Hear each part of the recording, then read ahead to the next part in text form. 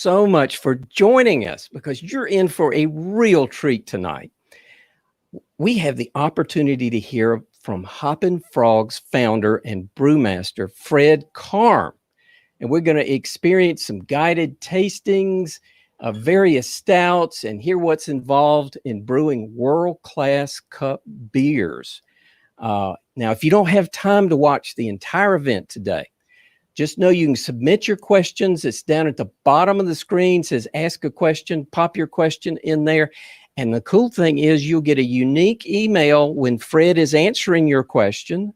And you can jump back on then at that time if you'd like, or it'll be in your email. When you click on it, you'll see and hear Fred's answer.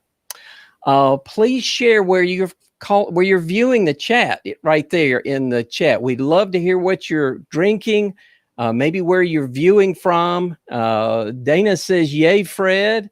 Henry Excelsior, cheers. Gary Fuller, hope Goose is celebrating with them. Awesome.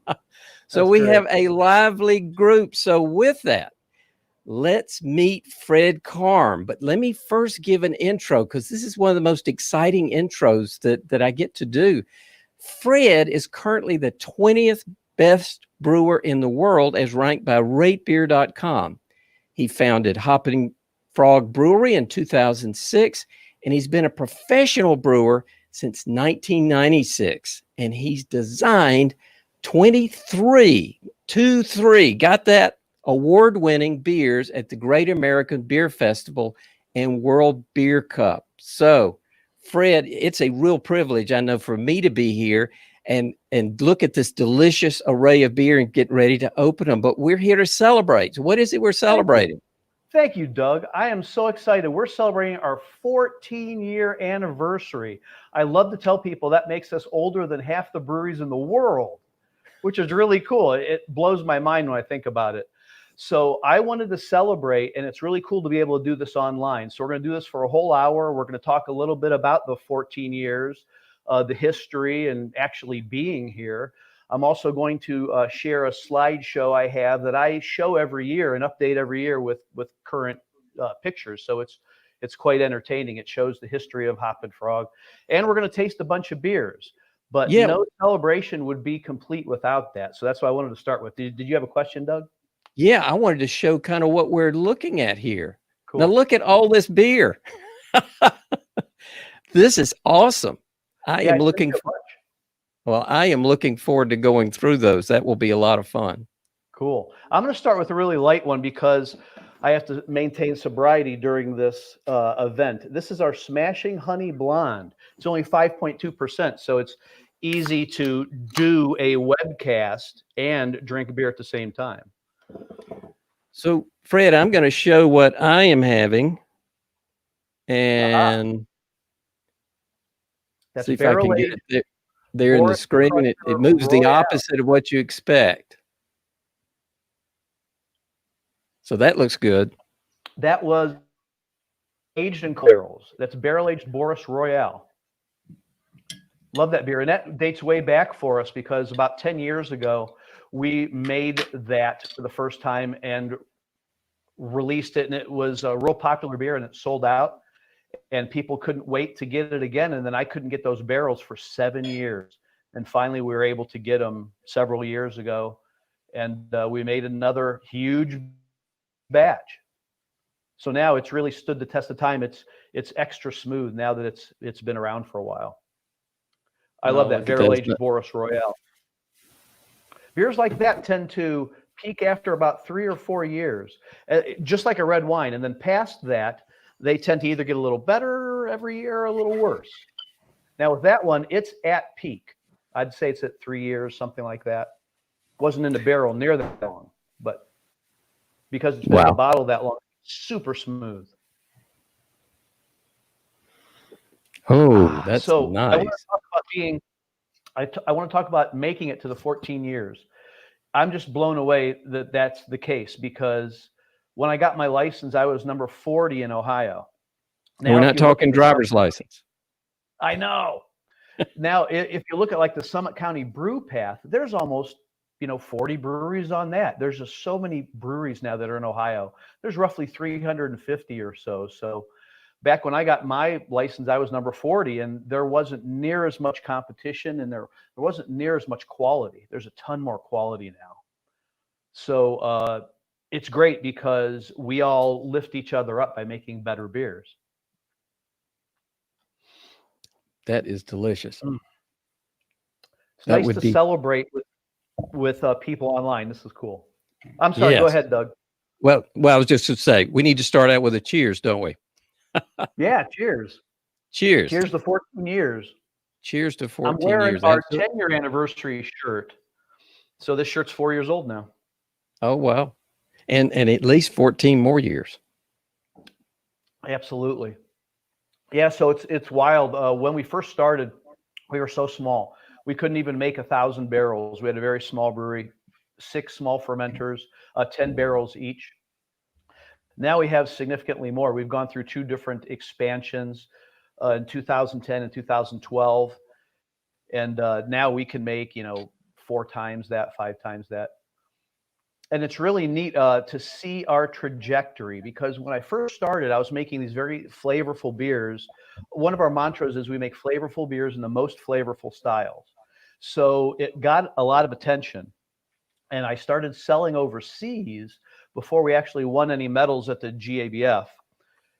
And our beer became popular because of its ratings on Rate Beer. That was the first thing that got people interested overseas.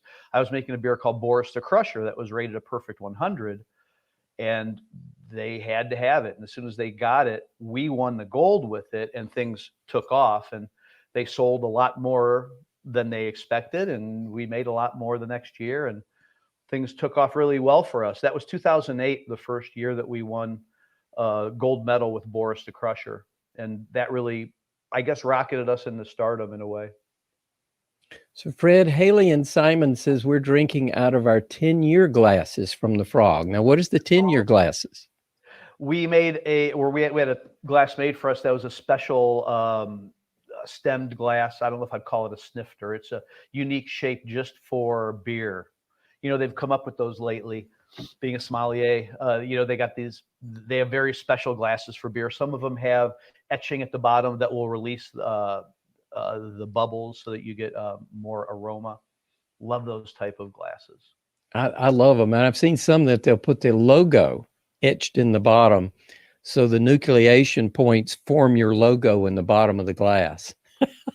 Isn't that cool? Yeah, we used to do that with these pint glasses, but apparently this one doesn't have it. Must either be a really old one or a really new one. So Haley and Simon said they're drinking a roasted B.A. Choco Marsh Cafe Boris. That's what I sent you, that big bottle, that 22-ounce bottle's roasted Choco Marsh Cafe Boris. Yes, very flavorful. Love that beer. That is the base beer is our Boris the Crusher, which was our flagship beer, Imperial Stout. When we first opened, we had 4 beers. One of them was an Imperial Stout, and that was our flagship. We sold more of that than anything. It was wild. And that's gone on to many, many different lives and has spawned different families, the Doris, Taurus, and eventually Chorus that I sent you one of. That one that you have is super cool. We had learned how to do that with our infusion tower. And I think I have a picture of that in our slideshow. I can't wait to show you. But we have a clear acrylic tower that we do infusions with. One of our funnest things is to infuse coffee beans with various types of beer. One of the coolest ones I love to do is IPA. It's hard to find a good combination that works well. You need a lighter coffee and a more assertive IPA, but when you get it right, those are awesome. But you can almost never get it wrong when you use coffee and Boris, So we started trying all different types of coffee. And we find ourselves buying the most wild coffee. Well, that beer is based on that. When we bought this chocolate marshmallow coffee and infused it with Boris, it was just amazing. And we reduplicated that in a large production environment. And people love it. We first did it at the bar during one of our Tower Tuesdays. Where we got that tower out. We would do it every Tuesday and do various infusions. And that one took off. So that was one of the ones that we just had to do. Another big one was our Killa Vanilla Extraordinary IPA. That was our very first infusion. That's why it's called, That was our third infusion. I'm sorry. We have another beer we call Infusion A. It came from that same idea where we had So Fred, infusion farming. Trevor is saying, and I love this question because you were saying that the barrel aged Boris that I have, Royale, Mhm. was at its peak. So Trevor asked, when does non-barrel aged Taurus peak? Ah, okay. Well, I'll tell you what, as far as we know, roughly 4 years. It's kind of like a red wine, but it depends on the alcohol content. And as you go up in those families, the Taurus is stronger than the Doris. That would typically extend its peak. I would expect a beer like that to begin to reach peak within a year, and then somewhere between a year and 4 years, it will be at its peak. Where, you never know. I would think more like around 4 years. It's hard to say. We're talking about beers that are 9.4% or higher. Taurus is 13.8%. So, we started making that 4 years ago, and I know the one that we made 4 years ago is absolutely amazing. We just got finished testing several iterations of it for the Great American Beer Festival this year. We just did that a couple weeks ago. And I'll tell you what, man, that one from 2016 is just unbelievable. So, yeah, it seems like it's reaching its peak, but I'm anxious to try it next year. That'll be 5 years, and it might be better because its alcohol content is so high. And then you go to things like Chorus, that's 15.6 or 15.7%. My God, I mean, when will that peak? I don't know. We'll find out eventually. Well, that's barley wine territory. Yeah, absolutely. Well, I love it, man. I love this industry. There's so much variety. It's so different than wine. Wine is, it's almost like, just two-sided, whereas with beer, it's 360 degrees. There's so many different ways you can go. So Fred, Larry asks a good question along that line, about a wide variety. And he's asking about the dessert beers, how well those have been accepted. I love the dessert beers. And you know what? When I first started brewing as a professional brewer, people would really turn their nose up at that. Yeah, I remember, Doug, you talking about the pineapple upside down cake, the coconut cream pie we featured on the webcast we did about a month ago. This is our newest one that we just released. Salted Caramel King Goza. Mm-hmm. This is amazing. And it's a little different than most of our other beers because it's a Goza. So it has all those pastry flavors, but it's a Goza. So it's not like beers like this. This is more of a normal pastry beer. This is the Frog Abides, which is a white Russian white imperial stout. We just got finished canning this. I am in love with this beer. It references, the Dude Abides, so from the Big Lebowski, and it even has a couple quotes on it. My designer got into the label design and had fun with it. I guess that's a bowling ball going down the lane, and then that's a girl's legs that was going in between. If you remember, soon after the Big Lebowski, I think, smoked a joint, he was seeing that. So interesting beer. And we have a lot of different pastry stouts. Like, I think I might have sent you one of these. You did. Barrel aged sipping out of sight. Man, is this awesome. I first brewed in Norway with a very cool guy, Mike Murphy, at Lervig. In Norway, it's the biggest brew system I ever brewed on. It was almost 200 barrels. We brewed a beer called Sippin' Into Darkness, which was a chocolate martini imperial stout. I thought the only way I can make that better is to put a fruit in it. And I just love cherry. It's my favorite fruit for beer. So here is my improvement on it. Well, he ended up bourbon barrel aging that once I left Norway, and that ended up being rated the #1 beer in Norway by Rate Beer. I think it was like last year, the year before. It was 2 years in a row. So it was a bourbon barrel aged sipping in the darkness. This is bourbon barrel aged sipping out of sight. This is out of sight. You've got to try this. This is an improvement over the beer I made with Mike at Lervig that was Norway's #1 beer 2 years in a row. Sipping out of sight is so tasty. I hope you guys love that. I like what Stuart is asking. Now, he's asking about your shandies. And I remember us last talking about the shandies, and he wondered if they would be more widely accepted if they weren't called a shandy. So do you think labeling them a shandy actually hurts their marketability? Wow, I never really thought much about it. I've always thought of it as a turbo shandy, so I never really even had to struggle with the name. I just knew that when we sold it, it was going to be a turbo shandy, strong shandy. You can't say strong, but you can say things like strong. You can say twin turbo. I was going to call it twin turbo. I just decided turbo shandy is cool enough. And that, basically tells you, hey, it's cranked up. They won't let you say strong, but you can say turbo.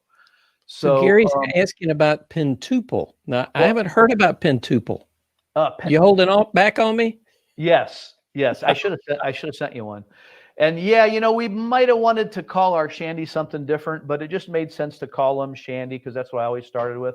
And it might give it a bad rap, but I think we've helped really change the world's view on it in our little way, along with some of the bigger guys who spend big dollars on TV advertising the word shandy. So we were kind of riding that train, but ours was like twice as good. It might have been a little more expensive, but I'd rather pay a little more and get something twice as good. So anyway, the Pentuple. I'm so glad you asked. I'm so proud of that beer. That beer won us a medal at the Great American Beer Festival for the first time in at least a couple of years. And that was last year. That is a continuation of the styles that the Belgians have created. They created a single, which you almost never see, and a Belgian double, Belgian triple, and Belgian quadruple, everyone knows. And it made sense for me to go beyond that, but we couldn't do that for the longest time because of the alcohol limit in Ohio. Well, in 2016, we were able to get that abolished, and it made sense to make the pentuple. So that is what I think the Belgians would have done if they could have kept going, with the double, triple, quadruple. So we thought we'd do it for them. Every single, or I should say every odd number was light in color, and therefore it was a little drier. It allowed the hops to stand out a little more. That's exactly what we did with this one. This was a pentuple, so it's number 5. So it was a challenge to make it light in color, but I think we did pretty darn good. But I see no fear in your eyes. Are you kidding when you me? decide to tackle these. Well, I mentioned my friend in Norway. Between him and my friend at De Molen in Borgergraven, Netherlands, they've taught me how to make higher alcohol beers. And we can make really high alcohol beers without having any heat by, I guess, tickling the yeast just at the right time, just in the right spot. Well, there's a lot of people commenting on the pentuple. Am I pronouncing it right? Pentuple. Pentuple. Yeah, like the Pentagon, pentuple. Okay. Yeah, Larry says there are 4 different varieties of pentuple. Yes, there are. There are 3 barrel age. We've become experts at barrel aging. I got to show you the slideshow and show you some of the barrel aging things. But yeah, we made a bourbon barrel aged one, a mezcal barrel aged one, port barrel aged one, and a Malbec barrel aged one. And we also have the original. The original is the one that won the medal at the GABF. Once we won that medal, we came back and made a bunch more. So you'll be seeing pentuple on the market. And I imagine other people will make pentuples. I feel like we've kind of helped make that style, that sub-style. So Joe is asking, Fred, congratulations on 14 years. Thank you, Joe. And I'm looking at all this array of beers. What does a guy that celebrates his 14th anniversary of his brewery drink? Well, gosh. I have so many awesome beers. I know. One of the ones I wish I was drinking tonight is this one, but I'm out of it. Andy and Fred's Excellent Adventure. I made this with Andy, which is a guy from Germany, from Upper Franconia. I can't wait to go brew with him. He came here and brewed with us. We made this very special beer, and it's a cool theme. And now they have another sequel coming out to this movie, so I'll have to get over there and make a sequel with him. This was a really interesting beer, and a really nice guy. I've had so many people come over and brew with us. It's nice to be able to do that. One of them from Stillwater. We made this one. This is called Blue Violent. Really cool label. And Stillwater is one of the highest rated breweries I've ever got a chance to brew with. Brian Strumke is one hell of a brewer. And he and I have another similar affinity. We love vinyl. He got popular spinning vinyl and was able to travel around the world doing that. Now he does that with his beer. I should aspire to be like Brian. That is, but I still hadn't heard what you're going to have. Yeah, has to thanks. be something you're saving. You were asking what you have in this case. I'm going to have a repeat 3X, and I gave you one of those too. This is a really cool beer. Pete's Wicked Ale was the de facto standard American brown ale when I started being interested in beer, even before I brewed. So in the mid 80s, Pete's Wicked Ale was the de facto standard American brown ale. Well, I got a chance to be friends with Pete because of my brewing at my alma mater brewery.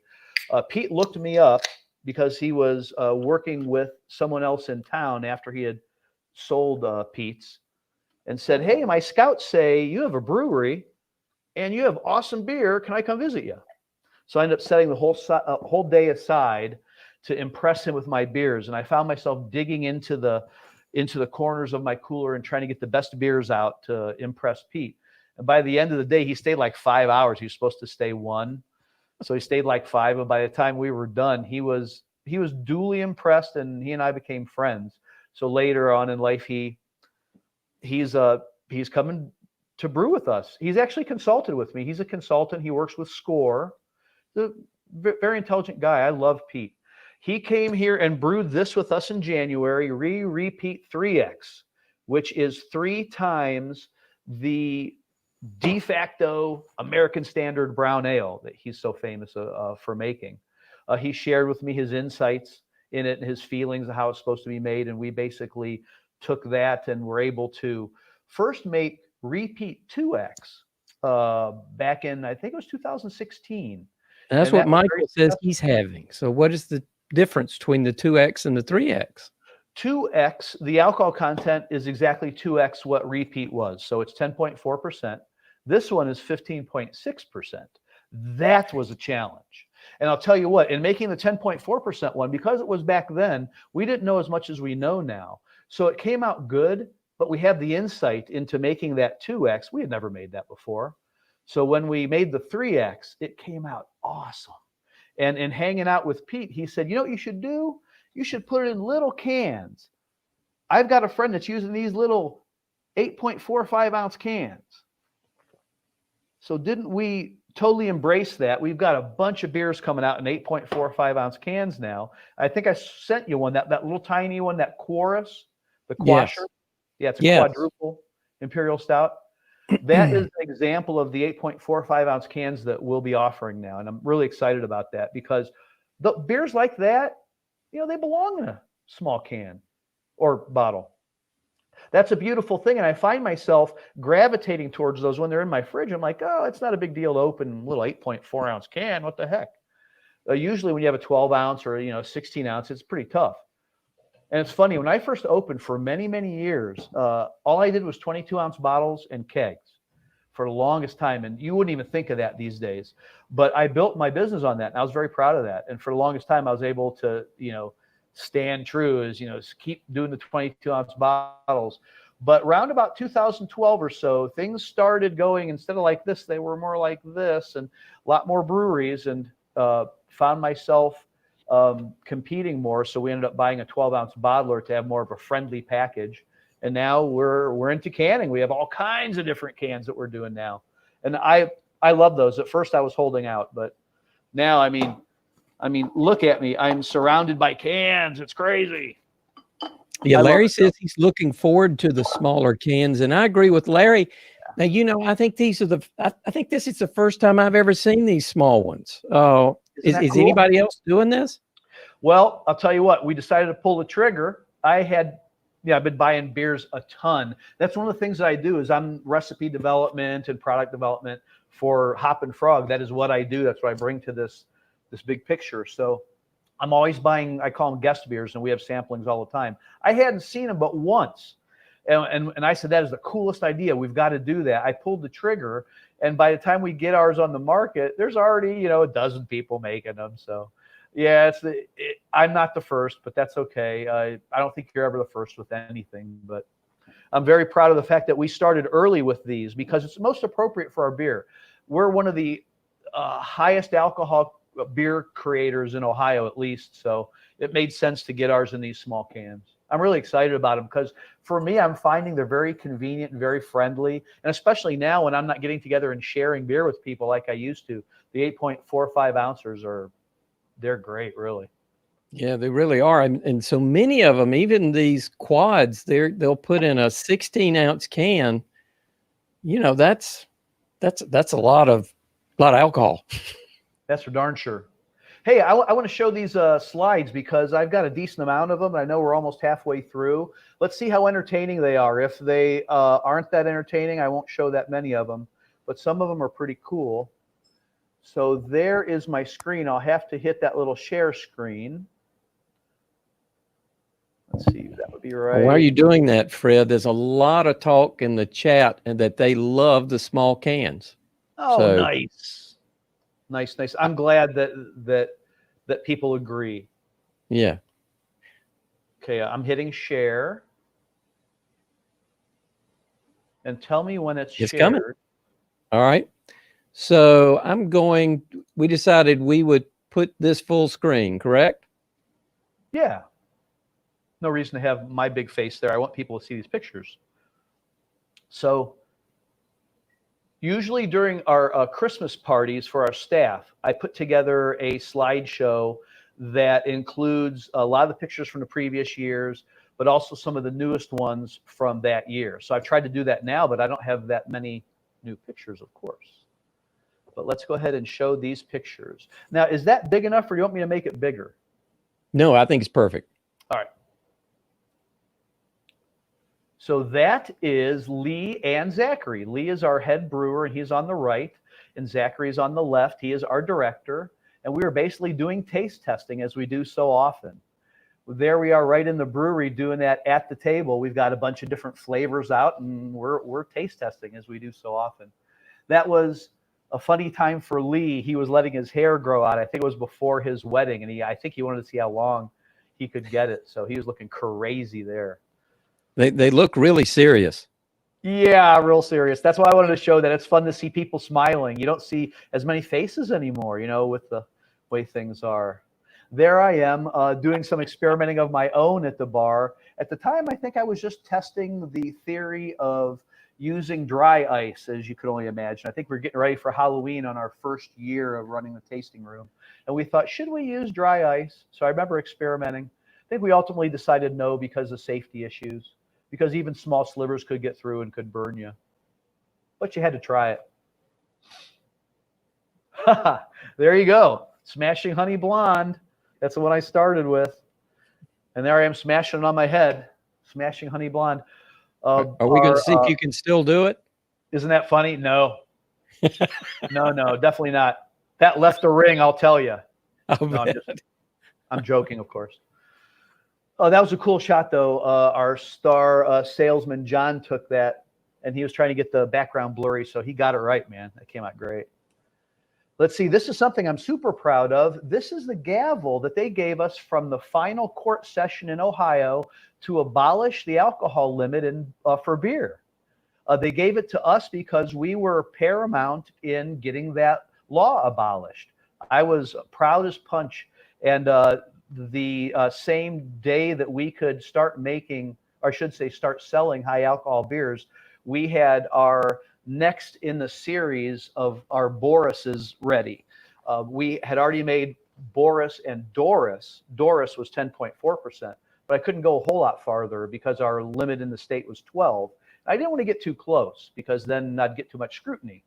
So when we finally got the alcohol limit abolished, I said, well, gosh, this is great. Let's go above the old limit. And we made Taurus the Tyrant, which was 13.8%, on the same day that we could start selling high alcohol beers. And then not too soon after that, they came to the brewery and presented us the gavel with a piece of paper, which I had framed. So I'm quite proud of that. Back when we opened in 2006, I was very involved with the Ohio Craft Brewers Association, trying to make sure we were pooling our resources, all the 40 breweries in Ohio back then, and making sure we could have a say-so like the wine industry had done earlier that decade. So I was involved way back in the day. So to get that gavel, I was pretty darn proud. So I want to show some pictures of the tasting room. This happens to be my bandmates. Yes, I have a band. What we're doing in the tasting room is just hanging out before our practice. We would typically practice Tuesdays or Wednesdays. And then about once every 3 months or so, we were getting to the point where we were playing the tasting room, which was big fun. And we played the tasting room, I think, 5 times or so. And we were thinking about doing it again. I know we will eventually, but we have to get back in practice now. Luckily for us, though, we've been getting together in front of the tasting room and having a social distancing mass jam session. And that's been working out pretty good, but it's pretty loose because we really don't have any goal of performing anytime soon. Let's see here. We've had a bunch of fun in our tasting room, fun activities. Like one of our bartenders was a yoga instructor, and we had various yoga classes there. These were a blast. We would have them early in the morning before we'd open on Saturday. And those are definitely a lot of fun. And it was, you'd get a pint along with it. So that was even more fun. Let's see, we've also had a ukulele class before in our tasting room. We've basically had a lot of fun in the tasting room. And I just wanted to show some cool pictures of the tasting room because I miss it. And I'm sure some of the other fans of ours do too. Let's see here. Okay, and there's just a bunch of people. And oh, this is on our Wednesday. I call them our guest beer tasting sessions. We do them almost every Wednesday in the tasting room, and we basically taste beers that I or other people bring in that we find inspiration in. I think that's one of the reasons why our beers are so good is I've been doing that for a long time. I've been buying beers, usually about a dozen every week or so, and we'll sit down and try them. And because of that, it really keeps me on the cutting edge. That's why our pastry beers are so awesome, I think. Let's see here. Okay, there, more fun in the tasting room. There we are filling that tower I was telling you about. Looks like we have strawberries in it, and we're putting our wheat beer in there or something to that effect. That's just one of the many things that we do. And that's a nice shot of our tasting room from behind the bar. Notice how big the behind the bar is, because I wanted to have a large staff running around and getting us beers. And that's basically what we have there. Lots of room to shuffle kegs and to have a large staff. So our tasting room has become quite successful over the last 7.5 years. It's been open. So Fred, this is the infusion tower that you were talking about? Yes, that's the infusion tower. Exactly right. Yep, now, yep. And where does it go after it's full? There's a tap at the bottom that you can open. It's just a standard beer tap. Okay. And then gravity allows it to flow. Pretty cool, huh? Okay. There we are dressed up during Oktoberfest. That was all our bartenders at the time. Just a cool picture I thought I'd include. It's a happy, fun picture behind the bar again. Let's see. And now we're going back in time a bit. I wanted to show you guys some of our older pictures too. This one here is from quite a long time ago when I was first barrel aging, and that was during our first expansion. So I had already bought some new tanks and had to hire some people. Before, I just had friends coming in and helping me brew from the home brew club. One of them is still pictured in this picture here in the orange shirt. That's Brenda. She's also my neighbor. She used to come in and help me brew before I had a staff. You know, she was my neighbor, and she'd just come in and help me whenever I'd brew, which was about every 10 or 12 days. And it got to be busier and busier. Eventually, I had to hire a staff, which you see in this picture. So we have 9 employees there. And let's see, Lee's in there, as well as Zachary and John and Brenda. So we have 4 of the 9 still here. So Fred, before you move on, Jason and Larry are talking about Tower Tuesdays. Now, I hadn't heard about that. Yeah, that's that tower. And they were filling that tower on a Tuesday, looked like with strawberries in there. And that's how we've developed some of our infusions, including Infusion A, which is a peanut butter hazelnut, which is a peanut butter chocolate porter. Sorry. So Tom says you've discontinued them. We have discontinued Tower Tuesdays. That's right. Yep. We'll bring them back though. We like to keep things fresh. So when felt not fresh, we stopped doing it for a while, but we know it's always there to bring back. Okay. Yeah. That sounds like something to look forward to. Oh yeah, definitely. I can't wait. Tower Tuesdays are a blast. And I usually go with what my staff feels, if they're feeling the urge, and I'm like, absolutely. So if they want to run with something like that, then I'd be all for it. But I think in the last year or so, that I think it had run its course for the staff that we had. And, I'm going to guess we're going to bring that back sometime soon because it is so much fun. Let's go to the next slide here. Way back in the early day, earning our Boris arms. That's what we used to call it when we would make Boris, because it was so hard to stir. We don't have an automatic stirring device like a lot of breweries. So back when I did a lot of the stirring, boy, I had some broad shoulders and some big arms. And when we made Boris, we called it earning our Boris arms, because we would have to stir this, and it was quite difficult. I have a couple more pictures too. So this is the mash stage? Yes, absolutely. And because it was an imperial stout and it had oatmeal in it, it was quite hard to stir. So we found ourselves muscling through it. There's one of our old employees, Dave, just muscling through it. Yeah, because it was difficult. And that's also Goose pouring the grain for him. I have some pictures of Goose coming up, I think. Let's see. Gary's asking, is that Goose? Yeah, Goose is one of our past employees that we actually made a beer to honor him. We actually made one of his home brews and called it Goose Juice. So here's barrel aging with Dan, Lee, and John. We've used this for a cover of what was an Akron magazine once. It came out really cool. I just like this picture. And it shows the blimp hanger in the background that used to be owned by Goodyear. Let's see here. There is Pete, my buddy Pete, and we're brewing Repeat 2X with him back in 2016. In 2016, we had our second expansion, and I felt confident with our brewery at that time to start inviting people in to do collaborations. I had been traveling quite a bit and doing collaborations, and I had done 8 or 10. And eventually I wanted to have some at the brewery, but we just weren't ready for it until early 2016. Pete was the first, and then we had a whole slew of collaborations we did afterwards. We haven't done one with another famous brewer except for Pete for over a year now. So dying to do that again. Let's see here. And here we are during the Repeat 3X brew in January. He came to sign the mirror of our other star salesman, Bob. Bob is a big fan and had brought his wicked mirror to have it signed. So he was super proud. He had a drive-through that he owned many years ago. And he became a fan of Pete's way back in the day, way back then. Let's see what else we got here. This is many from my staff. Back in 2013 when we were at the GABF and we won a medal for, I think it was barrel-aged Boris. So we actually got up on stage and got our picture with Charlie, which was really cool. All the medals I had won before that were earlier and didn't get a chance to get my staff up there, or later and the staff wasn't there. So yeah, I was pretty excited to get the whole staff up there. That looks like a lot of fun. Oh, that was a neat time, man. That was a great time. I have another picture of us behind the booth there, partying. I'm going to miss GABF this year. Yeah, I know. Heck, that's happening, real soon. They're doing something online for that. Yep. It's a shame that things are the way they are, but that's okay. I think things will be better soon.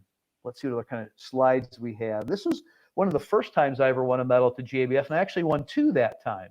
So this is one of the pictures I'm most proud of, where I have a gold and a bronze medal on.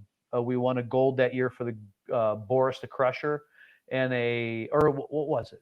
Oh man, it starts to blur. Okay, yeah, and then a bronze for the barrel-aged Naked Evil, which was a Belgian barley wine, was our 5-year anniversary beer. I entered it a month after our anniversary into the GABF and won a medal with it. Could not believe it. I beat 115 other entries. It's the most I've ever beaten. So I was pretty Fred, excited. with almost 24 medals from GABF, it's okay. Thank you. Appreciate it. All right, let's see what else we got here. All right, I did a tap takeover in Bern, Switzerland. Super cool. I've got a chance to travel quite a bit, and I really like it. I can't wait to start doing that again. I've taken a little bit of a hiatus because of a sick dog and a couple other things, but I'm ready to go now. And my very friends that have that place in Bern, Switzerland, want to do the very first international beer festival, which they were going to have this year, but had to cancel it. And I was going to be one of the features, but I canceled back in April. I just thought, nah, I'm not going to be flying anywhere for a number of months. Hey, Fred, So I what do told you them, think? Let's take one question and then come back to the slides. Would that be okay? yeah. Go for it. Go for it. All right. So, you don't have to knock it off or anything. Okay. We can just leave it there, and we'll take our most highly voted question. And by the way, if you're not ready to ask a question, everybody gets one vote. So take a look at the questions in case we don't get time to get through all of them. So the first one is from Stuart. Excuse me. And Stuart asks, do you have any special barrel-aged bock beers that are coming? Any barrel-aged stouts to be released that you've never brewed before? Or can you talk about your special beer club that you offer in the spring? So we got lots of questions from Stuart, and there's actually one more, but maybe you want to pick. So any special barrel-aged bocks first? Boy, I wish. No, we make Carminator Imperial Doppelbock. It's time I put that in barrels. That would be awesome. Bourbon barrels with our Carminator Imperial Doppelbock make total sense. And my last name's Karm. That's my namesake. I put a ton of research into making Doppelbocks. So I would love to do that. As far as our Rare Beer Club goes, I'm very proud of that. We have spent a number of years researching rare beer clubs, and we wanted to make one our own that would be pretty laid back, yet allow us to stretch our wings. So what I do with our Rare Beer Club is 6 times a year, we make a special beer for them, and we release it to them and allow them to buy it more if they'd like. And we usually try to mix it up where we don't have, stouts, 6 stouts throughout the year, or 6 barrel-aged beers, or 6 IPAs. We try to have a good variety. And the whole idea is to give back to our most loyal customers who are supporting us a lot. I want to throw down on these recipes where I can make a really expensive beer, but not have to charge an arm and a leg for it. So with these Rare Beer Club beers, I go all out, and I make beers I normally could not make. I really stretch my wings, and I make very special beers and then offer them to the club at a normal price. So it's a really cool thing. And it allows us to have to be local to take advantage of the beer club. To join the Rare Beer Club, we have a sign up, starts around Black Friday. And we have it go through, let's see, we usually prorate it. So we encourage people to sign up by the end of February, and then we start in March 1st. However, we do take people if they want to join afterwards, and we can prorate it. And oftentimes we have extra beers of the first ones that we released anyway, because we find that soon after the Rare Beer Club starts each March, we have a slew of people that are interested in wanting to sign up. So, do you have to be local, or do you ship any? Let's think. Currently, we can ship anywhere in Ohio or DC. We aren't shipping in any other states yet. And as far as the Rare Beer Club goes, that was not really made to be to use shipping. Shipping for us has only evolved because of the recent shutdowns. Right. So we want to build on that. But the Rare Beer Club was designed with our most frequent shoppers in mind, the ones that want to stop by the brewery, or if they have someone that can represent them, we call them their ambassador. They can come by the brewery and pick up their bottles for their Rare Beer Club release. And it's only 6 times a year. We can also hold them for them too, so you don't need to stop by that often. So Stuart had one more question in his multi-part question, but I think it's a good answer. Any barrel-aged stouts to be released that you've never brewed before? Well, let's think. I have some barrel-aged ones that have never been released before, like barrel-aged Chorus the Quasher. I don't believe we released that yet. You've got one of those cans. I sent you that little tiny gold can. let's think, what other cool ones are out there that we have coming up? Barrel aged stouts that we haven't released yet. Oh gosh, I know there's at least one. My staff's going to kill me for not remembering them, right? We have so many different beers we're developing, though. Oh my gosh! And the barrel aged ones are the ones that you put in the barrels and you taste once a month or so, and they aren't on the tip of my tongue right now. Gosh, Well, you'll think of it. we do so many barrel aged beers too, which is a blast for us. And we've been Well, working with places like Winking Lizard too. It's one of the more prolific restaurants in the area that buys bourbon barrels. They give us their bourbon barrels, and we've done things like we stored Chorus the Quasher in there recently, and the Pentuple. So they've got some really special barrel aged one-offs at the Lizard. Yeah, we have a Stuart, little bit of a Pentuple at our place too. that was the longest question I think I've ever seen. Hey, thanks. I'm so glad that people have questions for sure. I put the slides together thinking a ton of slides. I know love people love to see those. Let's take one really popular question before we jump back to the slides. Is that okay, Fred? Yeah, let's do it. Okay, so this is kind of urgent. Mark asked a really good question. Any plans on reopening full service, or will you remain pickup only? Well, we've been talking about that, and we still don't know when we can open. So currently, we're going to do everything we've been doing for the last 5 months and keep watching things. We are watching like a hawk, but we just aren't. There's too many factors to discuss. So when you can, you will. I got to say though, I can't wait to open. I mean, the tasting room is my playground. I spin vinyl there all the time. My band plays there. Heck, I get a third of my meals there. So yeah, I'm really anxious to open the tasting room, but too many factors right now. We're watching. All right, so let's jump back to your presentation because that's interesting, and we'll come right now. Trevor has the highest voted question, and we'll come back to that. Awesome. So I moved it a little bit. Did it change for you, or can you still see it okay? I still see the Bern, Switzerland slide. Beautiful.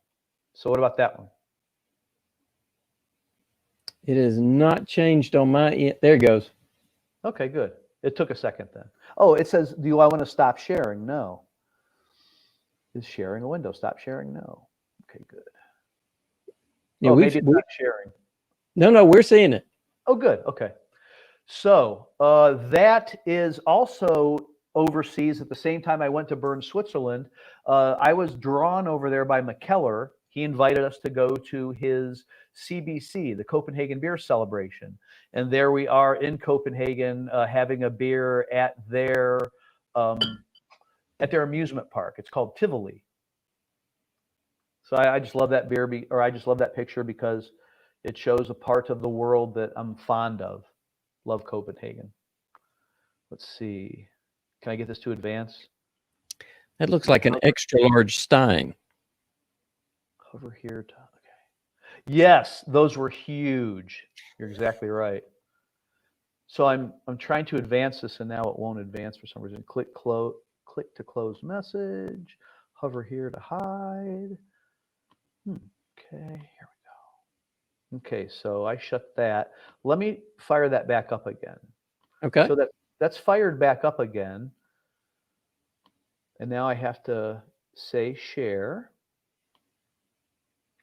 I think I can see the reflection of your screen in the glass behind you.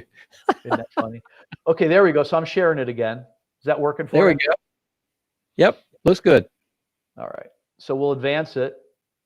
You can see that one then. That's a picture of us doing construction. That was the first phase of our expansion. Is that something that you can see? Mm-hmm. Oh, okay. Very clear. Yeah. Okay, very good. So we're in the middle of expansion there. This was back in 2010. We were preparing to put a bunch of drains in this room to bring in some new tanks. So we were pretty excited about the whole thing. And that's a cool picture because we're actually pumping concrete in where all that concrete was removed in order to put in drains so that we can install bottling system, canning system, those type of things, as we were doing our first level of expansion. Also during that, I bought what is behind me in this picture, which is a hop mixer, very special device. It's used to mix the hops in our IPAs, but it's also used to mix other components into our beer. It ended up being a very useful device that had a pump mounted on it that could pump both ways. It was really amazing. So I'm very, very proud of that little hop mixer that I have behind me there. Let's see what else I That got. cost about what a car does? Yeah, yeah, give or take. It looks like it. So because we're Hoppin Frog, it made sense to get a hop mixer and to go to Washington State for hops during the hop harvest. So that's where we are. I'm there with Zachary, Lee, and John from left to right, and we're at a hop seminar. Was quite an interesting time out in Washington. There we are watching the hops dry, and they're actually in the process of dispersing them. I have a closer picture of this same picture, just a close-up, where you can see the hops dropping, and basically behind Lee and John as they're watching, there's a conveyor above them that's actually advancing towards them as it's dropping hops and dispersing hops throughout the facility. So it was really quite an amazing sight we saw there. It was a great thing to get intimately involved with the hops out in Washington State during the hop harvest. There we are out in the hop fields. And at the same time, we were building a freezer at the brewery so that we could actually store our hops there too. So we really have a lot of facility for using hops. I also have some really old pictures too I could show you that are from Fred, a while can we ago. take a question before we jump into those? Yeah, let's do that. Kind of break it up just a little bit. Sure. All Yeah, I right. know we're like at 10 till, so let's go. Let's do that. Yeah. So Trevor still has the most popular question. Why don't you put a bottle on date or a year on most of your bottles? It's difficult for us to do. Our date coder does not work well on the bottles, and we've never really set ourselves up for that. What I decided to do instead was to make really strong beers so that they won't go bad in the bottle. I don't know. I mean, I would love to do that, and it really makes sense for a lot of our beers. And I've looked into that, and what happened was we decided that cans were calling our name. Cans are the things that are most appropriate for things like IPAs, which are the things that are more time sensitive anyway. I was dying to put a date on my IPAs, and I was dying to put my IPAs in cans. Now we're doing both. It really kind of fits the bill. I wish we could date code everything, but we can't date code the bottles with the equipment we have. And because we have pretty high alcohol and we've done a lot of testing, we find our beers really don't go bad very quickly. We weren't concerned about the date as much. You know, all our beers are pretty strong, so that helps preserve them. I like your answer. Lots of alcohol makes that sort of irrelevant. Kind of had no choice. I didn't have the equipment at first, so yeah. But we've always made beers that have stood the test of time. You know, I mean, we've been around 14 years, and it's hard to do unless your beers are definitely shelf stable. I want to get into this last beer because I'm noticing the time ticking away. Doris Well, while the you're opening Destroyer. it, let me ask one from Scott, and then I want to open mine. Okay, cool. So Scott's apparently a big fan. I think you got a lot of big fans here, but nice. Thank you. He says, how soon will you be shipping direct to Indiana? I used to travel to Akron for work, but COVID brought that to an end. Thanks. We're looking at different states to ship to because we'd like to continue to do that. It's not at the forefront of our activities, but it's something that we definitely want to do. And it makes sense to, ship to Indiana if we could, because we sold a lot of beer in Indiana. They're so close to us. They had a hell of an affinity for Hoppin Frog. So it would make sense to do that. And the shipping wouldn't be that expensive either because it's right next door to Ohio. So I hope that we do that soon. So thank you for the question. I really would like to see us do that. So Fred, now guide me into this. I'm going to show full screen because I have some beautiful beers here. So what is it we're going to have? And by the way, don't adjust your set. That is my focus. Cool. We are drinking Doris the Destroyer. It's a double oatmeal Russian Imperial Stout. That's what Doris stands for. I've got that. We'll put him on the overhead. And this was the sequel to my original Imperial Stout, which ended up being my flagship beer, Boris the Crusher. Doris the Destroyer, though, instead of being a British Imperial Stout, which was malt dominant, this was an American Imperial Stout, which was as much hop dominant as it was malt dominant. I have a large affinity for some of the better, more legacy brands that surround me in Ohio. For instance, at Victory, they make Storm King Stout. Amazing beer. Expedition Stout at Bell's. I love those. I still do. And when I would drink Boris, sometimes I'd think, I wish I had those. Oddly enough, because I love the hops that were in those, especially, well, both of those, they were very, tons of hops. So I designed Doris to satisfy my desire. I wanted to have Boris, but I wanted to have more. I wanted to have a lot of hops. So this has more roasted malt and a lot more hops, and it has American hops in it. Instead of with Boris, that has primarily the hops that the Brits would use, this is an American Imperial Stout all the way, man. It's even dry hopped with American hops, good American aroma hops. I love Doris the Destroyer because it's super solid. It's a super solid Imperial Stout. It's an American Imperial Stout. We call it a double Imperial Stout. American Imperial Stout at 10.4%. Just love the aroma. Nice fresh batch because it was just canned. You can smell the hops. Oh, gosh. It just takes me back. Takes me back to my home brewing days. It smells like a good old home brew. It's thick and flavorful the way you want beer to be made. Like you were to make the beer for yourself, you know? And the ending gravity on this is just crazy. It's just so thick. I can't wait to get this in my mouth. You know, Fred, I think if I had poured a little less in there, I could have gotten 5 fingers of head. Wow. Yeah, you want a little beer with your foam? Yes. Actually, I do. That looks phenomenal. You should get a second glass and pour some in there to get some on your tongue because, man, that is tasty. It's so thick. It's probably made my teeth brown. You know, it's just so thick. It's very satisfying. For me, I just call that satisfying, man. The bourbon barrel-aged version of Boris the Crusher has went on to be the highest rated beer made in all of Ohio. Out of all those nearly 400 breweries, the highest rated one from ratebeer.com is barrel-aged Doris the Destroyer. That's, I mean, God, what do you say? 14 years, things like that. I'm beside myself. I'm very, very happy that we've made this 14 years and all the success that we have, all the various great beers that we've created. It's nuts. It's been so much fun. And I should take this time to thank my fans, our customers, our fans. They've got us to where we are. I couldn't have done it without them. It's just been amazing. Thank you, thank you, thank you for getting us to where we are. And for digging good craft beer. That's what it's all about. You know, honestly, from my perspective, and I think most people's perspective, it's all about damn good craft beer. That's what it boils down to, plain and simple. And I think that's one of the things that we do well. So I'm happy to be flying that flag and have that mantra. Cheers to great beers, I like to say. It is a phenomenal beer. And I was talking to Bill Kowalski just right before we got on.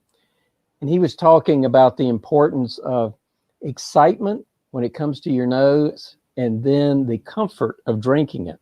And I will have to say, this definitely fits that bill. It just smells delicious, yes, but it really feels good going down. Thank you. It's very satisfying. It is. That would be very easy to drink. God. 5 pints of. Isn't that what Garrett Oliver said? But it's so amazing because the alcohol content's 10.4. You'd never know it. You know, it's just so heavy that it's creamy and smooth. The bitterness is low, but yet it's an American Imperial Stout. The hops are there. I don't know. We've been making this a long time. I'd like to think it's about as perfect as we can get it. Super that is tasty. 10.4. I didn't even read that on the label. we have become experts at making high alcohol beers. I'm so proud of that. My head brewer, Lee, and I have really got good at that. That's sneaky, Fred, though. 10, Thank and you. it is not even the least bit hot. Wait till you try the Chorus, the Quasher.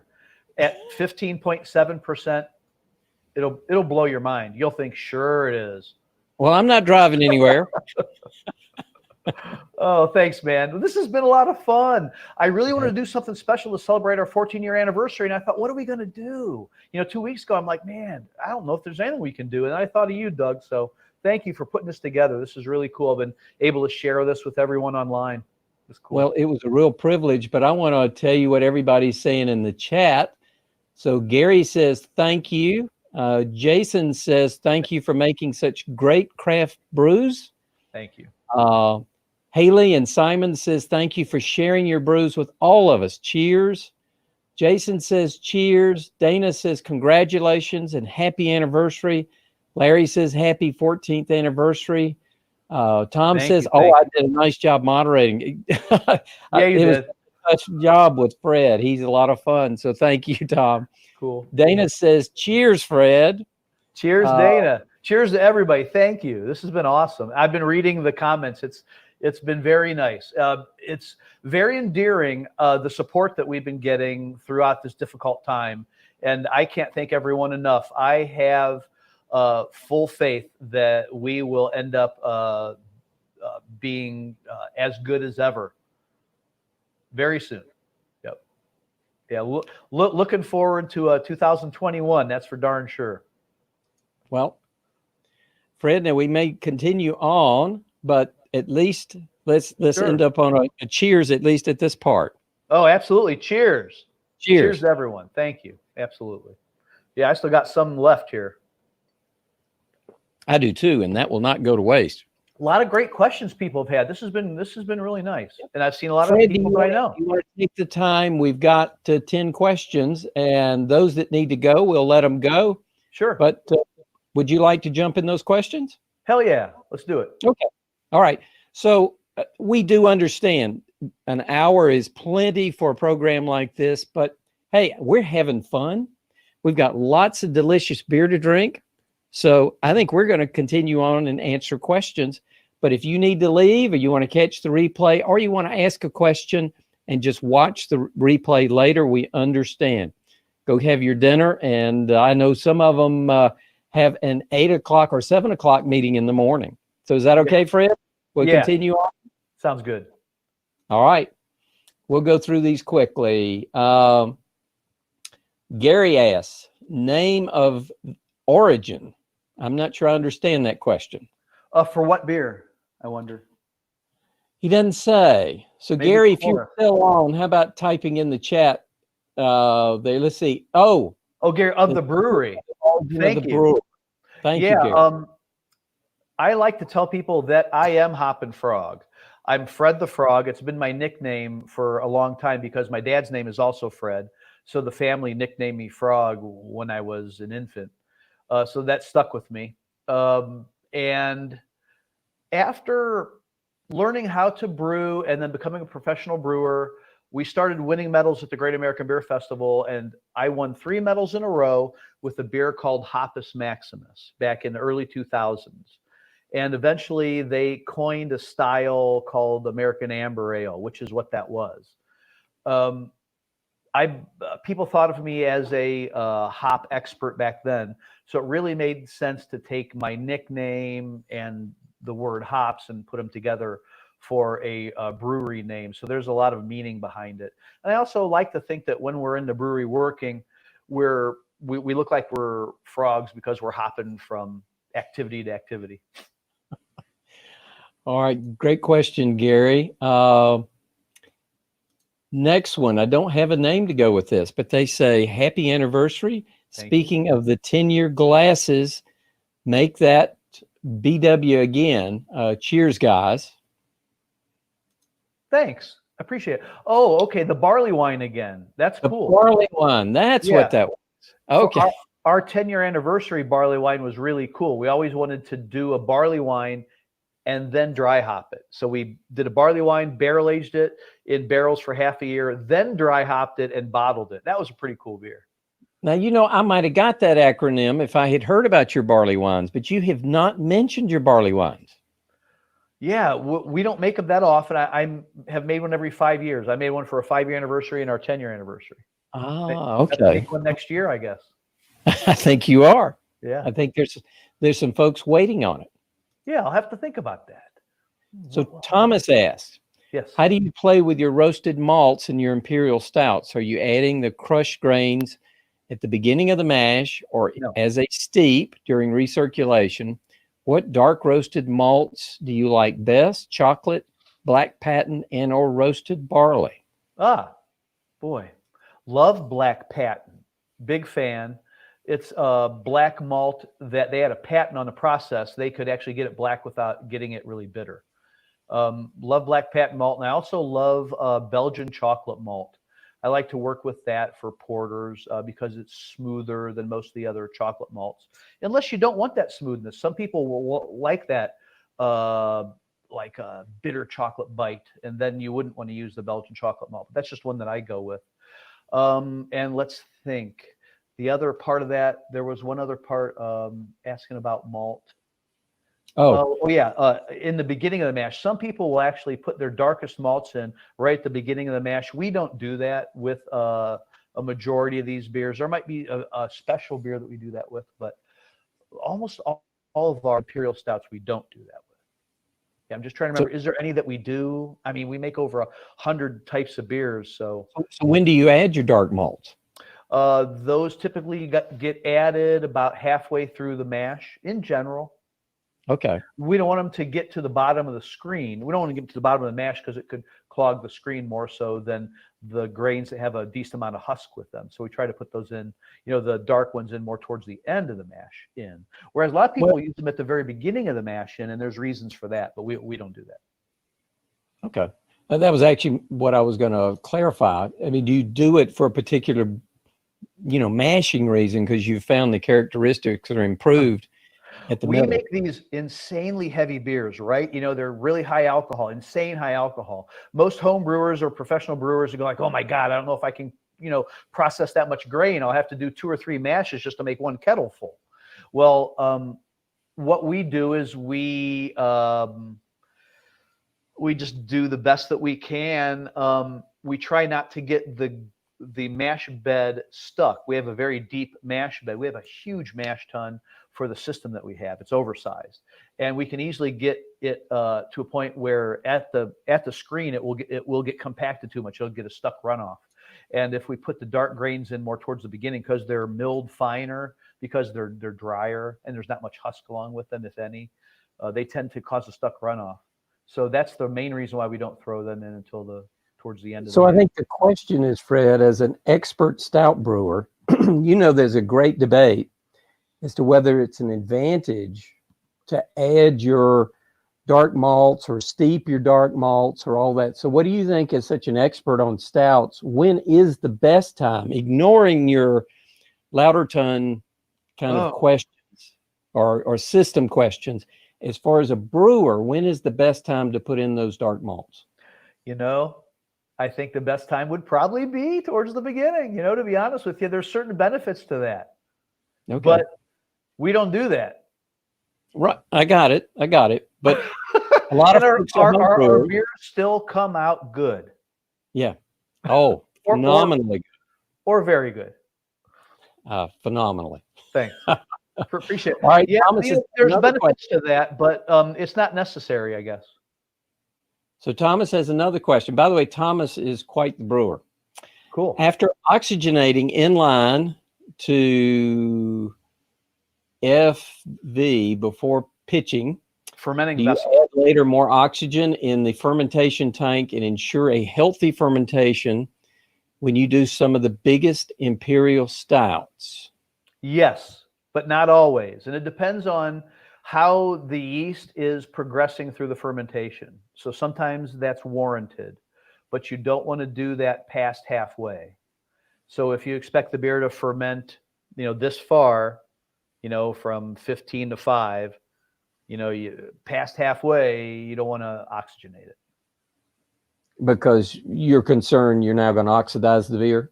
Correct. Yeah, you want that oxygen to be sucked up by the yeast pretty darn quick. Right. Yeah. So about halfway, which is typically how many days for these high alcohol beers that you do? Were you asking how many days? Yeah. For the highest alcohol beers, it's upwards of 10 days, 9 days.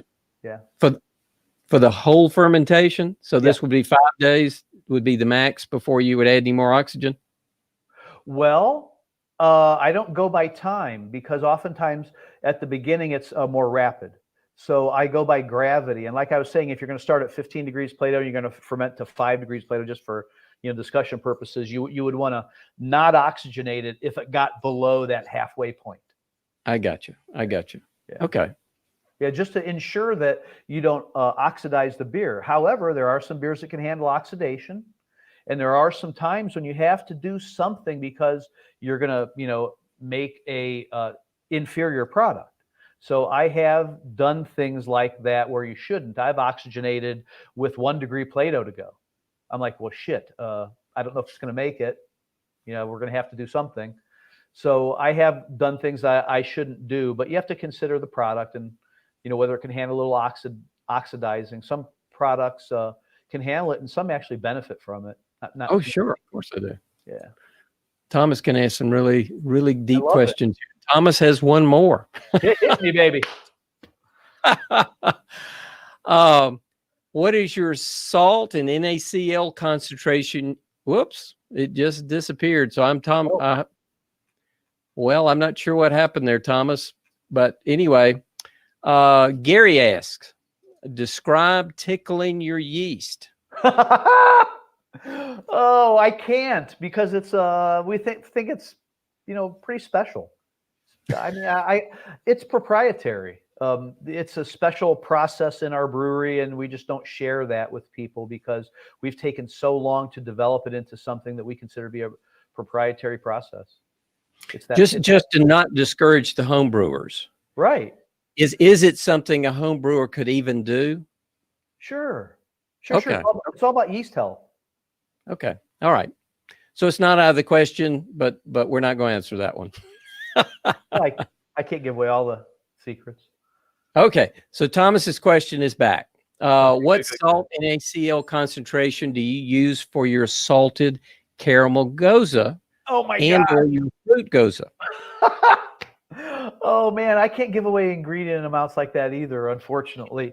I would say, nah, I can't do that. I like to do things by taste. For a home brewer's perspective, I love to taste things. My staff knows that, and it's a little annoying because it takes a while, and it's subjective. So sometimes you have to get many people's opinions. But instead of actually saying the amount of sodium, I think it's dependent on other factors too, like how much gravity is, the final gravity of the beer and stuff like that. So, yeah, I hate to discuss the amounts of salts. I think it's more about the flavor. No worries. So Trevor has an easier question. Any thoughts about opening a tap room in another city, maybe Columbus? Well, it's entirely possible. We wouldn't actually open it, but we do have, we've got the skill set. I think that working with other people to do that makes sense, but it's not something that Hoppin Frog's gonna seek to do. I would seek to work with other people to do that. So Gary's asking, I guess Fort Lauderdale's out too. Well, if you want to open one there, please give me a call, and yeah, we could work together. That's for sure. I don't want to do the work, but we definitely have something that's special, and I think other people would want to capitalize on that. Fred, there's one in the chat I can't let go by. Randy's asking or telling me he just finished a vintage bottle of Frog's Hollow Double Pumpkin from I guess that's years past. Wow, awesome. Yeah, we won a gold medal with that in 2010. It's one of the best examples of an American pumpkin ale. It's very flavorful. I worked with a seasoned baker. She was 60-something at the time, and she said, "Your pumpkin ale stinks." I said, "I know." And And she said, I want to give you my family's recipe. It's a really good recipe. I want to give it to you. I said, wow, well, you should come brew it with me. So we brewed 2 test batches at my house way back in the day. And I was able to glean from that a lot of information. And from that, we've created a amazing pumpkin beer. It has 8 different spices, and it has fresh pumpkin puree as well as roasted pumpkin puree. So it has this caramelized pumpkin character to it. That's one of the reasons why it's double pumpkin ale, is it has a fresh pumpkin character as well as this roasted pumpkin character. And it's 8.4% alcohol. So the alcohol content's like double. You speak of it like it's historical, so I assume there's not going to be one for this year. We make it every year. I think of it as historical because back in 2010, we won a gold with that. That was big time deal back then. I mean, that was like, 20% of my production that year. It was pretty serious. So it's coming this year. Oh yeah. Yeah. We actually have it in 12-ounce cans. I'm surprised I don't have one of those with me. I only have 12 different ones sitting in front of me, but I didn't bring that one. We have so many different cool beers. So yeah, that's one of the ones I didn't bring. Shoot. So next question, kind of a little bit of a shift. We'll be back to brewing questions. So Okay. DT asks, any tips on using adjuncts in stouts?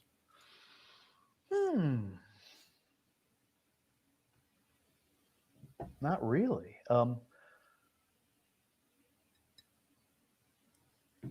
Yeah, we don't do a lot of that. Yeah, adjuncts, it's like added junk. Well, I'm just oatmeal kidding. We've used sugar. We've used sugar and other things to boost alcohol, stuff like that. But it's not something that I think of immediately. So it's funny, when I'm asked that, I kind of draw a blank. It's not something I think of immediately. Whereas some people, to boost the alcohol, that would be their first approach is, oh, okay, well, we'll put so much sugar in. But that isn't really how we do things, although sometimes that's the way it ends up. But that's not the way that I think of things. I mean, even with our chorus, I don't think we initially planned to use sugar. And I don't think we did, which is cool. So sugars, anything special that you like to use as far as brewing sugars in your stouts? Gosh, you know what? When it comes to making the stouts, in general, seems like the only sugar that we end up using is just dried malt extract. A lot of breweries will use corn sugar to supplement the gravity in order to get their correct gravity of their beer. We don't even have that. We don't do that. We use dry malt extract, so it has more of a normal flavor, no winey flavor. So it doesn't affect the flavor of the beer that much. As an adjunct. Yeah, that's right. It's not an adjunct. So, you asked me about adjuncts. I'm like, shoot, I draw a blank. I mean, we don't use a lot of them. We do use sugar. Like I use Belgian candy sugar, certainly in the pentuple. And we also make another beer called Froggy Claws, which is a Swiss-style holiday lager, and that uses some Belgian candy sugar. But we don't use a ton of adjuncts for fermentables. Well, Fred, just 2 more questions, if you're willing to take 2 more. Sure. So Thomas has a brewing question. How long, minutes, time, max time, min-max, are your boiling times for your RIS, Russian Imperial Stout? We don't boil them that long. I've worked at breweries that have boiled as long as 2 hours. We do that sometimes, but not usually. But when we make like the chorus, the quasher, certainly we'll start the boil as we're filling the kettle. And in fact, with our triple imperial stout, we do that as well. Those end up getting boiled longer, longer than I give myself credit for. Typically, our boils aren't that long, but yeah, with those ones where we're trying to concentrate them, certainly. I mean, as we're filling the kettle, they boil. So yeah, when you think about it, they boil for hours. But we put hops in for bittering, and it's usually like 1 hour before the end of boil. Whereas some people, they like to go an hour and a half or even 2 hours to make it more concentrated while it's boiling. And sometimes it causes more clarity if you boil it longer as well. Although we don't worry about that with the stouts. So yeah, I guess with the triple and the quadruple, they get boiled 3-4 hours as they're filling the kettle, whereas the other ones they don't get boiled that long, just 1 hour. So going back to DT's question, he says, was thinking of adjuncts like vanilla and chocolate. Ah, Yeah, awesome. I was doing the same thing. Aha. Yeah. I love to use vanilla and chocolate. We've used them in abundance. And let's think. The question is, what? Probably how you use them. I know there's lots of different vanillas, certainly lots of different chocolates. Do you have some favorites? Yeah, it's funny. We've tried 3 or 4 different things. We've tried cocoa nibs. We found that we needed to roast them a little bit to bring their flavors out and then grind them. It was a difficult task. So we found ourselves then trying various powdered versions of cocoa, baker's cocoa, so there's nothing else added. And we found some dissolve well, some don't. Right now, we're using a Dutch cocoa, which is treated with something that allows it to dissolve more readily when it's in the beer. So let's think. I think they treat it with something that breaks it down a little bit, so that when we put it in the beer, it goes into the beer more, and then you have more chocolate flavor. So Well, now, Fred, you had a 5-finger head on this Imperial Stout. Now, a lot of times you put chocolates in, there's enough fat in it that it kills the head. Yeah, I hate that. And there's really not much you can do about that. You can use more flaked wheat or flaked oats, but it can't really overcome those oils from the chocolate. You just got to roll with it, baby. Okay. What are you going to do? Well, we've got at least one more, depending on your patience. We've considered trying to create any, or have you considered trying to create any gluten-free beers? And this comes from Jason. Yes, thank you. There are great ways to do that. We were using the item that you put in during fermentation that works with the yeast to settle out the glutens, and it leaves the beer nearly gluten-free. I've seen beers sold with this fermentation aid, I guess it would be, that they say gluten reduced. And if you can make a beer that doesn't start with a lot of glutens to begin with, you can then get under that 10 parts per million, which allows you to say it's actually gluten-free. We thought about doing that, and some gluten-free beers would be a benefit for many people. I'd like to do that. The problem is when you start to make those claims, then there's these other hoops you have to jump through, and we weren't prepared to do that. So, I'd like to do that. Like you're thinking about it. Yeah, we're thinking about it. We've done it at the tasting room several times. We actually had a tap for the longest time that was our gluten-free tap, and we'd make various beers that would go on that. But we aren't considering doing that for production right now. That's just not in our bailiwick. There's other breweries that are doing that well. All right. We got just one more from Dana. All right. So she says, Matt, Calawan or Pantera? And she has a smiley face on there. Maybe you know what Dana's talking about. Oh, she's the wife of one of my bandmates. It was her birthday last week, so we got together and had some beers. And she knows I like some of the heavier music, including Pantera. That's one of the bands that I saw when they were around back in the day. Although you don't hear that type of you don't hear that type of music that much these days. And our band doesn't play anything like that. Although I kind of wish they did. All right. So I know that Metallica or Pantera. Now I understand. Well, right. Fred, everybody just has got all these accolades. Jason says, thanks. Randy says, I miss Fred spinning the vinyl. Gary says 3 Floyds.